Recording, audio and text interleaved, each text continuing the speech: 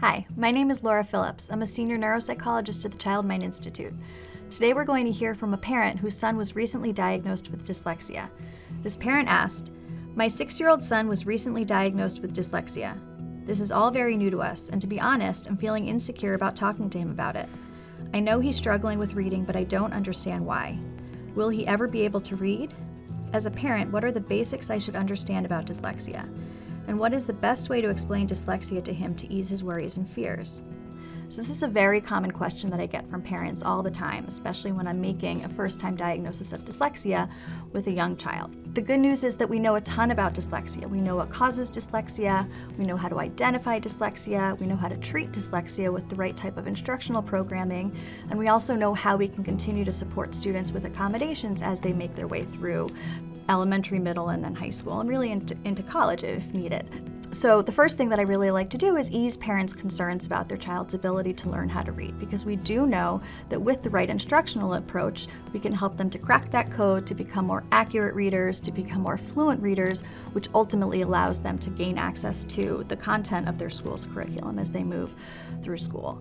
We want to make sure that parents and their kids really understand what dyslexia is. It's really just a fancy way of saying that a child has unexpected difficulty learning how to read. We know that it has nothing to do with intelligence. We know that it has nothing to do with having had an opportunity to be in a classroom or to be exposed to books, but that students use different parts of their brain in order to learn how to read, which makes it harder for them to benefit from the type of instruction that they might be getting in a typical classroom setting.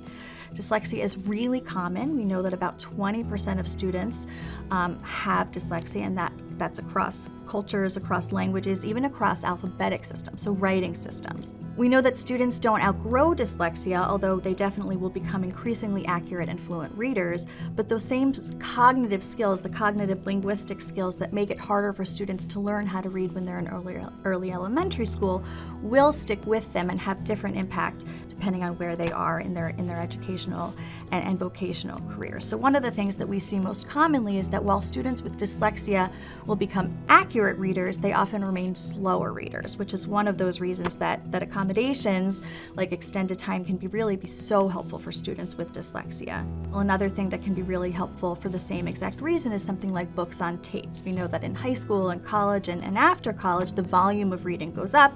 If it takes you a really long time to read, it can be very exhausting to get through reading material. So books on tape, where you can listen to the content, sometimes while following along, depending on sort of the purpose of the assignment, can really be helpful because of that slower reading pace as well.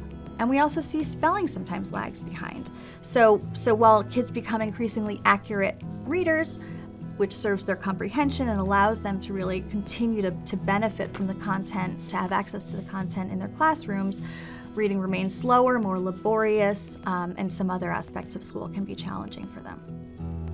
To learn more about dyslexia, visit childmind.org.